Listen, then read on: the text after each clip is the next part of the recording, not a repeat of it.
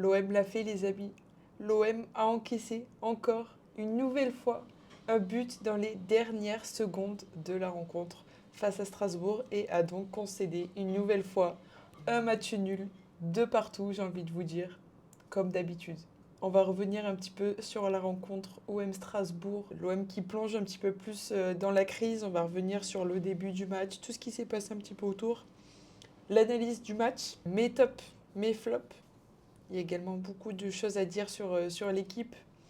Et le prochain match, l'OM se déplace à Brest la semaine prochaine. Et oui, parce que l'OM est éliminé en Ligue des Champions et donc cette semaine sera au repos. Pour la 22e journée de Ligue 1, l'OM recevait Strasbourg. Pour rappel, De Zerbi s'est fait virer la semaine dernière. C'était donc Pancho Abardonado sur le banc de l'OM. On va regarder d'abord la petite composition de l'équipe. Quelques changements. Balerdi était le seul absent côté marseillais. Roli qui était de retour dans les buts du classique. Emerson, Aguerd, Pavard quand même maintenu malgré sa méforme actuellement. Timothy Weah, Timber, Højbjerg, Aubameyang, Nadir, Greenwood, Gouiri. Medina était lui aussi sur le banc.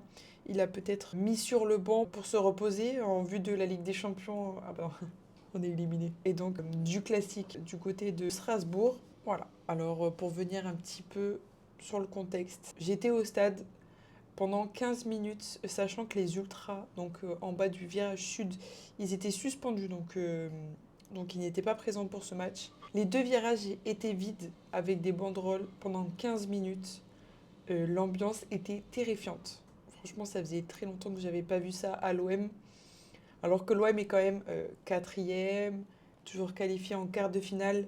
Mais on peut comprendre les supporters et quand on voit quand même la qualité de cet effectif sur le papier, on se doit quand même de faire mieux quand on voit Lens, actuellement leader, qui a gagné d'ailleurs hier 5-0 face à Paris FC. C'est dommage. L'OM commence le match, c'est compliqué. Il me semble que Strasbourg fait un poteau d'entrée de jeu. Strasbourg a failli marquer. Et puis, l'OM a pu compter toujours sur un Mason Greenwood, pour moi, le meilleur joueur olympien, l'un des meilleurs joueurs de Ligue 1 cette saison, le meilleur buteur de Ligue 1 et de l'OM cette saison.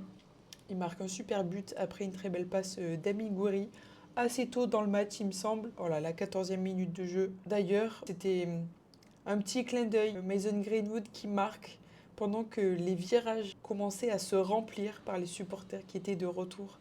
Enfin, dans les virages, ça faisait quand même très vite sans eux. Des banderoles, hein, d'ailleurs, à charge contre la direction marseillaise, notamment McCourt qui était présent dans les tribunes du Vélodrome et qui a vu ce qui s'est passé, très certainement. On a dû lui traduire. Une compo quand même un peu étrange. On s'attendait pas forcément à un Aubameyang titulaire, ailier gauche. Aubameyang sur Flashscore qui a la meilleure note. Je sais pas si c'était le meilleur joueur marseillais. En tout cas, il a répondu présent. Il a été assez bon, surtout sur le côté de Moreira et Guéladoué, qui sont certainement les meilleurs joueurs de Strasbourg. Timber a réalisé un excellent match. Pour moi, c'est Greenwood et Timber, les joueurs à retenir de ce match, avec aussi Aubameyang et Gouiri qui a marqué. Mais Timber monte en puissance et tant mieux pour l'OM parce qu'au milieu de terrain, c'est assez compliqué. On va pas se mentir. On sentait que l'OM était quand même un petit peu en manque de confiance malgré le but marqué par Mason Greenwood. Gouiri qui marque le deuxième but en seconde mi-temps. La spéciale, un petit enroulé du pied droit. Et puis les amis, on connaît la suite. On connaît, tout le monde savait comment ça allait se passer. 2-0, quand l'OM mène 2-0, on n'est jamais à l'abri. OM Angers, on ne gagnait pas 2-0, mais 2-1, on se fait égaliser à la fin. OM Toulouse, on gagne 2-1, on se fait égaliser à la fin. OM Paris FC, enfin Paris FC OM, on gagne 2-0, ça finit à deux partout. Marseille-Strasbourg, on se dit peut-être enfin on va réussir à faire un petit clean sheet. On va réussir à s'imposer dans la douleur, mais on va réussir. Et on va en faire repartir du bon pied. Sauf que non, les amis. Strasbourg qui marque à la 63e minute, but de Nanasi. D'ailleurs, le petit Yacine Gissim, marseillais, qui est rentré à la 64e. L'OM menait toujours 2-0. Et pour moi, il a changé quand même pas mal le cours du match avec Nanasi qui était également rentré. Et donc, à partir de là, le match a complètement changé. Déjà, l'OM était un peu moins bien dans la rencontre. 2-1, donc pour l'OM, Strasbourg qui réduit l'écart. Et à partir de là, on s'est dit, je pense que tous les Marseillais qui regardaient le match s'est dit, bah voilà, c'est terminé, l'OM va faire match nul, on le sait. Ça se passe toujours comme ça, mais en même temps, on a toujours un petit espoir et se dire, bah, et pourquoi pas cette fois, on va avoir un petit peu de chance, on va réussir à garder ce score.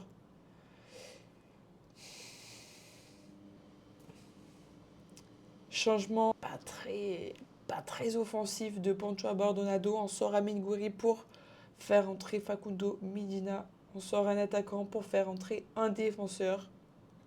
10 minutes plus tard, penalty pour Strasbourg sur une faute, il me semble, de Emerson. J'ai été au stade, j'ai pas revu la faute, mais je crois que c'était sur Jessim Yassine qui était même obligé de sortir. Je pense qu'il y avait vraiment faute. Panicelli qui tire sur Rouli quand même, hein. Ça témoigne un petit peu de la faiblesse du gardien marseillais en ce moment et surtout du manque de confiance. Il a tiré fort, mais il a tiré sur le gardien et Rouli. Le ballon finit quand même au fond des filets. Ça fait donc 2 partout. L'OM qui... On va faire un petit point sur le classement. L'OM qui reste toujours à la 4e place. Heureusement, Lille, je vais vous dire, a fait match nul. Et donc l'OM reste toujours 4e. Lyon joue ce soir contre l'OGC Nice. Lyon a l'occasion de creuser l'écart. Paris a perdu. Mais bon, je vais vous dire, on a 11 points d'écart. Lens qui a mis une petite manita au Paris FC 5-0 hier soir. On voit l'OM qui n'y arrive plus. Strasbourg reste quand même une très belle équipe et l'OM aurait pu perdre sur ce match. Mais c'est dommage parce que Marseille, avec Mason Greenwood et Gouiri, on avait quand même vu des belles séquences, des beaux buts surtout. Et on s'est dit, ça y est, l'OM va enfin se relancer. Eh bien non, les amis. L'OM a concédé un nouveau match nul face à Strasbourg, l'homme qui avait gagné au match aller. Strasbourg qui est 7e, il me semble, si ça n'a pas changé. Parce que Rennes a gagné donc Paris. Donc voilà, Strasbourg reste 7e. Hors place européenne, Strasbourg qui est pour moi quand même une très très belle équipe. Notamment à Valentine Barco. Moi, il m'a impressionné, je le trouve très fort. Il n'a rien à faire à Strasbourg. Je pense que cet été, il ne va pas rester longtemps dans cette équipe. Et des entrants côté marseillais, Abdelli, il a fait parler sa technique, mais on sent que ça va pas forcément au duel. Il a peut-être été aussi un petit peu fautif, comme d'autres Marseillais sur l'action qui mène au deuxième but. Igor Paixão, moins impactant, il aurait pu marquer, Igor Paixão. Et Facundo Medina aussi un petit peu à la rue. Alors que voilà, du côté de Strasbourg, il y a quand même des entrants qui ont été impactants. Jessim Yassine, Anazi, Ouattara. Si on a des choses à noter quand même, des choses positives, c'est que Mason Greenwood, qui reste notre meilleur joueur, a une nouvelle fois marqué, a sorti un très grand match.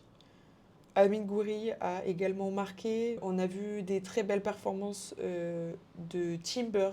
Timber, pour moi, c'est vraiment le plus, techniquement, physiquement. Pour moi, il est clairement au-dessus. Et au milieu de terrain, on en a besoin. En plus, on a perdu Angel Gomez, Matt O'Reilly qui est reparti à Brighton. Donc son recrutement va faire beaucoup de bien pour la suite de la saison. Surtout qu'on a des gros matchs à jouer en Ligue des Champions. On est éliminé. On va revenir un petit peu sur voilà, l'analyse du match. L'OM aurait pu gagner ce match, mais aurait pu aussi le perdre. Clairement, à la fin du match, tout le monde était déçu. Il y a eu beaucoup de sifflets. L'ambiance a été très pesante au Vélodrome. Je pense que ça va faire du bien que le prochain match soit à l'extérieur. Limite, c'est un mal pour un bien pour l'OM et pourquoi pas se relancer à l'extérieur. Et le prochain match après à domicile sera contre Lyon. Donc pourquoi pas voilà, se relancer sur la pelouse de Brest. C'est une nouvelle déception. On devra avoir un nouveau coach qui va arriver, à mon avis, ce sera Habib Bey, je pense, dans les prochains jours, là, sûrement début de semaine prochaine. On va voir, bon courage à lui, parce que finalement, je ne pense pas que ce soit un problème de coach, c'est plus psychologique, en fait, qu'on n'arrive pas à tenir le score. C'est assez dommage. Mes tops et mes flops. Déjà, composition surprenante de Pancho Abardonado. On va parler d'abord de son coaching. Bon, ouais, on n'a pas grand-chose à dire, hein, sachant qu'il était juste là pour faire l'intérim, on va dire, en attendant le nouveau coach. Et je pense qu'il a fait comme il a pu. Balerdi était absent. Je pense qu'il a mis peut-être les joueurs qui étaient le plus aptes à jouer mentalement, physiquement.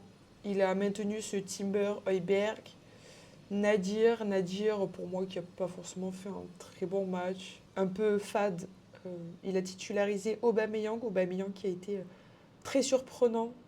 Donc alors, si je devais dire mes tops, je vais choisir en premier Timber, Greenwood qui a été au-dessus, en dehors de son but, techniquement, clairement au-dessus de tout le monde. Il a réalisé vraiment un très bon match, Timber. Et je pense, je vais dire, le tandem Aubameyang-Gouiri.